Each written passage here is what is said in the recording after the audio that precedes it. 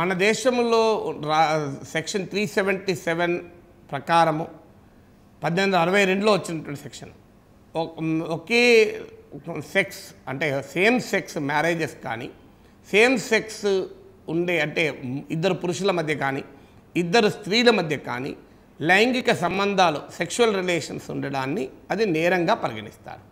దీన్నే section 377లో unnatural sex అన్నారు.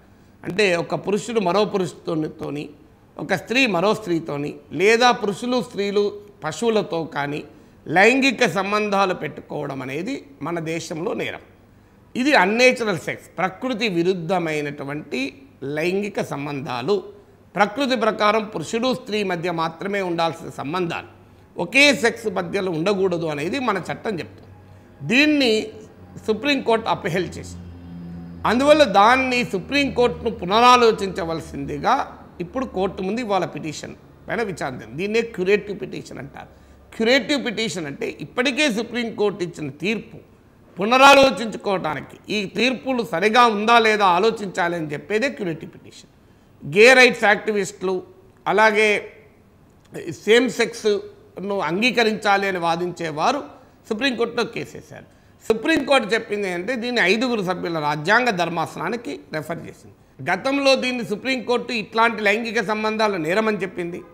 ఇప్పుడు మళ్ళీ అదే తీర్పును పునరుద్ఘాటించాలి కదా.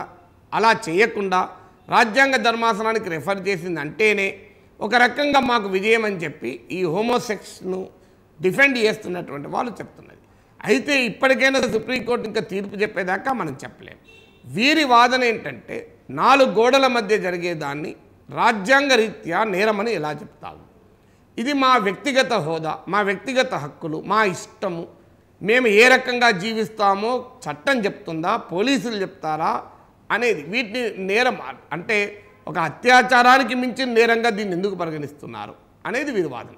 సమస్య ఏంటంటే ఇది నేరమని అని అన్నా అనకపోయినా నేరమని అన్నా కూడా వీళ్ళను అది 4 గదులకే పరిమితమైతే అలాంటి ప్రవర్తన పైన నేరమని చెప్పి కోర్టులు కానీ లేదా పోలీస్ యంత్రాంగాన్ని శిక్షలు వేయడం సాధ్యమే కాదు. 4 గదులకే పరిమితమైనటువంటి ఏ చర్య అయినా అది ఎంత అన్నేచరల్ అయినా వాటిపైన శిక్షలు విధించడం కోర్టులకు సాధ్యం కాదు. సమస్య ఎక్కడ వస్తుంది? ఇది పబ్లిక్గా వస్తేనే. ఒకవైపు ఏమో 4 గోడల మధ్య జరిగేదాన్ని మీరు ఎందుకు ప్రశ్నిస్తున్నారు, ఇది మా ప్రైవేట్ లైఫ్ అంటున్నారు. మీరు ప్రైవేట్ లైఫ్లో ఈ పనులు జరిగితే ఏ కోర్టులు వాటిని నియంత్రించలేవు, ఏ చట్టము మీకు శిక్షించలేవు. ఇది గతంలో లేదా పురాణాల్లో లేదా అంటే ప్రైవేట్ లైఫ్లో ఉన్నంత కాలం దీన్ని చర్చకు రాదు. కానీ మేము పబ్లిక్గానే 2 పురుషులు పెళ్ళిళ్ళు చేసుకుని జీవిస్తామంటే సమాజం అంగీకరిస్తుందా? ఎందుకు అంగీకరించకూడదని అంటున్నారు. దీన్ని సమర్థించే వారికి కూడా నా ప్రశ్న ఏంటంటే, మీ ఇంట్లో మీ కొడుకో మీ బిడ్డో ఈ పని చేస్తే మీరు ఆహ్వానిస్తారా? ఈ ప్రశ్న వేసుకోండి. ఇంట్లో మాత్రం ఆహ్వానించాం, బయట మాత్రం హక్కుల గురించి మాట్లాడతామంటే అది ఎలా సమంజసం? ప్రకృతి ఎలా ఉంది, ప్రకృతికి మూలం ఏంటి? ఖచ్చితంగా అవునన్నా కాదన్నా స్త్రీ పురుషులే ప్రకృతికి మూలము. సృష్టికి మూలము స్త్రీ పురుషులే.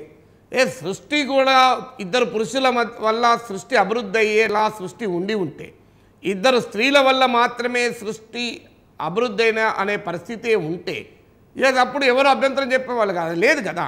మనకు అవునన్నా కాదన్నా ప్రకృతి ఆ రకంగానే ఉంది. సూర్యుడు నుంచే మనకు సూర్యకాంతి వస్తుంది తప్ప చంద్రుడి నుంచి చంద్రకాంతి రాదు కదా. చంద్రకాంతి వచ్చినప్పుడు దాన్ని నేచురల్ అంటాం. సూర్యుడి నుంచే ఎందుకు వస్తుంది చంద్ర అంటే దాన్ని ఏం చేయలేము, మరి సూర్యుడి నుంచే వస్తుంది. ప్రకృతి యొక్క లక్షణం ఏంటి? పురుషుల స్త్రీల కలయిక వల్ల మాత్రమే సృష్టి అభివృద్ధి అవుతుంది. ఇది ప్రకృతి సిద్ధాంతం. మరి ప్రకృతి ఈ రకంగా ఉన్నప్పుడు ఇందుకు భిన్నంగా ఉండడం అనేది, ఈ భిన్నంగా ఉండడం అనేది మాకు స్వేచ్ఛ ఉంది అన్న పేరిట చేస్తే దాన్ని అంగీకరిస్తామా? స్వేచ్ఛకు కూడా విశృంఖలత్వాన్ని కూడా స్వేచ్ఛగా మనం భావించగలమా? విశృంఖలమైన జీవన శైలిని స్వేచ్ఛ అని పేరు చెప్పి చేయగలమా? ఇప్పుడు అలా అంటే ఆత్మహత్య చేసుకునే వ్యక్తి నేను పెద్దవాడిని, నేను ఆత్మహత్య చేసుకునే మీకు వచ్చే సంబంధం ఏంటి అంటారు. రేపు ఫ్రీ సెక్స్ మాకు అనుమతించాలి, మేము పెద్దవాళ్ళం, మా ఇష్టం వచ్చినట్టు మేము లైంగిక సంబంధాలు కలిగి ఉంటాము, మీరెవరు మమ్మల్ని ప్రశ్నించడానికి? ఇది మా వ్యక్తిగతం కదా, 4 గోడలకే పరిమితం కదా అని అంటే మనం అంగీకరిస్తామా అనేది కొంత ఇతరుల వాదన. వారి వాదన ఏంటంటే ఇది మా జీవన శైలి, మా జీవితం మేము ఎలా గడుపుతాం, మాకు ఎవరిపైన ప్రేమ ఉండాలి అనేది మేము నిర్ణయించుకుంటాం, మీరెవరు అని వాళ్ళు చెప్పేది. అందువల్ల అల్టిమేట్గా రాజ్యాంగమే దీనిపైన ఆ కోర్టులే రాజ్యాంగ రీత్యా స్పష్టత ఇవ్వాలి. ఇక్కడ ఇంకో పాయింట్ కూడా ఉంది. వీటి గే సెక్స్ అంటే సేమ్ సెక్స్ మ్యారేజెస్, ఇది ఒకే పురుషుల మధ్య స్త్రీల మధ్య పెళ్ళిళ్ళు లైంగిక సంబంధాలు ఒక అంశమైతే, ట్రాన్స్జెండర్స్ ఉన్నాయి థర్డ్ సెక్స్ అని, వీరిది మాత్రం కొంత న్యాయమైన సమస్య. ఎందుకంటే వాళ్ళు ఆ రకంగా పుట్టడానికి వాళ్ళు కారణం కాదు. పురుషుడిగా పుట్టాలన్నా స్త్రీగా పుట్టాలన్నా అటు పురుషుడు స్త్రీ కాకుండా పుట్టడమైనా అది ఎవరి చేతిలో లేదు. నేను పురుషుడిగా పుట్టడం నా చేతిలో లేదు. అందువల్ల తాము పుట్టకకు తాము ఆ రకంగా పుట్టడానికి తాము కారణం కానప్పుడు సమాజంలో వాళ్ళు ఎందుకని ఆ రకమైన వివక్షకు, ఒక స్టిగ్మా అంటే ఒక ఏవ్యభావానికి గురి కావాలి? ఇది న్యాయమైంది. ఎందుకంటే వాళ్ళ పుట్టుకకు వాళ్ళు కారణం కాదు, వాళ్ళ పుట్టుక స్వభావానికి వాళ్ళు కారణము కాదు. వాళ్ళ పుట్టుక స్వభావానికి వాళ్ళు కారణం కానప్పుడు వాళ్ళకు కూడా ఆత్మగౌరవం ఉండాలి. వాళ్ళు మనుషులే కదా. ఎందుకంటే మహాభారతంలో కూడా మన శిఖండి లాంటి క్యారెక్టర్స్ ఉన్నారు, లేరని కాదు కదా. వాళ్ళని మనుషులుగానే చూశారు కదా. అందువల్ల వాళ్ళ మనుషులుగానే మనం చూడాలి. స్త్రీలకు పురుషులకు ఎలాంటి హక్కులు ఉన్నాయో ట్రాన్స్జెండర్స్కు కూడా, అంటే అటు స్త్రీ కానీ ఇటు పురుషు కానీ ఒక సహజ శరీర స్వభావం కలిగినటువంటి వారికి కూడా అలాంటి హక్కులే ఉండాలి అనే దాంట్లో న్యాయం ఉంది.